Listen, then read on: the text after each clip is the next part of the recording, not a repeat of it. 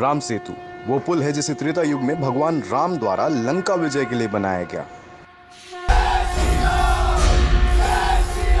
तो आज हम इस बारे में बात क्यों कर रहे हैं?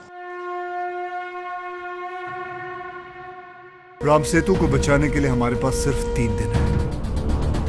क्या इस बात का सच्चाई से कोई लेना देना है कि यह मात्र एक अफवाह है? अगर आप इसे केवल एक अफवाह मान रहे हैं तो आप गलत हैं। साल 2005 में सेतु समुद्रम शिप चैनल प्रोजेक्ट की अनाउंसमेंट हुई, जिसके लिए पुल की कुछ चट्टानों को तोड़ना पड़ा ताकि समुद्र की गहराई बढ़े और जहाज वहां से गुजर सके। हालांकि 3 दिन वाली बात हो सकता है कि फिल्म में क्रिएटिव लिबर्टी लेने के लिए डाली गई हो,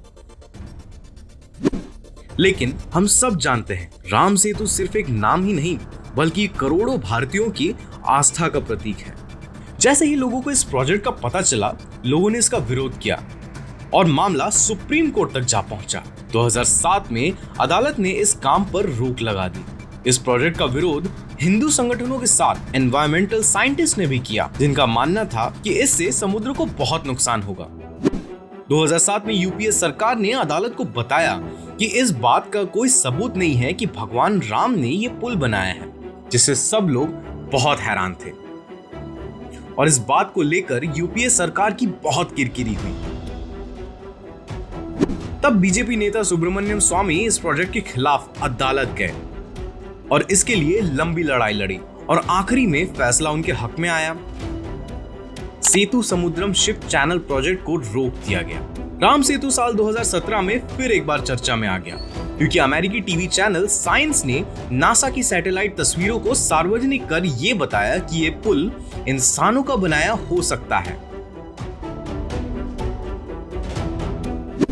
चैनल ने अपनी स्टडी का आधार साइंटिफिक एनालिसिस रखते हुए कहा कि पुल के पत्थर और आसपास की रेत लगभग 7000 साल पुराने हैं। साइंस के आधार पर यह पुल उस समय का है जिसके बारे में महर्षि वाल्मीकि ने रामायण में बताया है। भारत और श्रीलंका के बीच लगभग 48 किलोमीटर के इस पुल को सभी धर्मों के लोग मानते हैं। त्रेता काल में इस पुल को भगवान राम ने नील पुल कहा था। अलग अलग धर्मों में इस पुल को लेकर अलग अलग नाम दिए हैं। जैसे मुसलमान इस पुल को आदम पुल कहते हैं, तो ईसाई इसे एडम ब्रिज कहते हैं।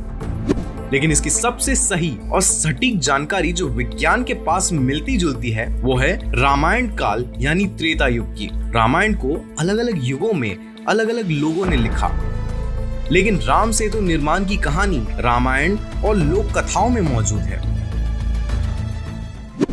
आखिर ऐसी कौन सी टेक्नोलॉजी नल नील के पास थी जिससे पानी में पत्थर तैरने लगते? रामनाथपुरम में 1972 में एक खोज हुई जिसमें कहा गया कि यह सेतु बालू और पत्थरों से बना है और इसे बनाने में चूने पत्थर यानी लाइमस्टोन का यूज किया गया है। National institute of ocean technology ने सेतु की कुछ जगहों पर बोरिंग की, जिससे पता चला कि सेतु के 6 मीटर के हिस्से में समुद्री रेत, कोरल्स, मूंगा, कैल्केरियस सैंडस्टोन जैसे पत्थर मिले हैं जो मानव निर्मित है। जियोलॉजिकल सर्वे ऑफ इंडिया के ex director doctor Badri Narayan का मानना है कि राम सेतु में जो पत्थर मिले हैं वे समुद्री नहीं हैं। इन्हें किसी वजह से यहाँ पर डाला गया होगा, इन्हें कहीं बाहर से लगाया गया होगा। राम सेतु को लेकर वर्तमान में कई तरह की खोज की जा रही है। राम सेतु की उम्र का वास्तविक पता लगाने के लिए एक अंडर वाटर रिसर्च प्रोजेक्ट इसी साल से शुरू होगी।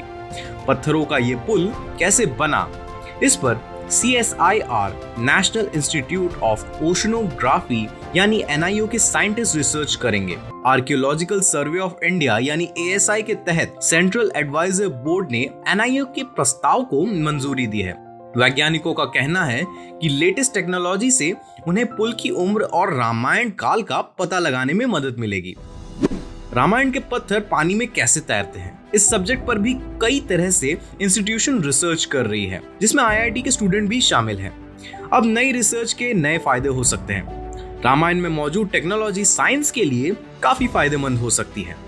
इस रिसर्च के लिए विक्रम यूनिवर्सिटी के इंजीनियरिंग कॉलेज ने भी MOU भी साइन किया है। इस सब्जेक्ट की रिसर्च पर 1 से 2 साल लग सकते हैं। इसका मतलब ये है कि जिस टेक्नोलॉजी को आज के समय में ढूंढा जा रहा है वो हमारे इतिहास का हिस्सा रही है। कई लोग राम सेतु के अस्तित्व पर सवाल उठाते हैं, लेकिन राम सेतु के अस्तित्व ने अंतरिक्ष से अपने प्रमाण धरती वालों को दिए हैं।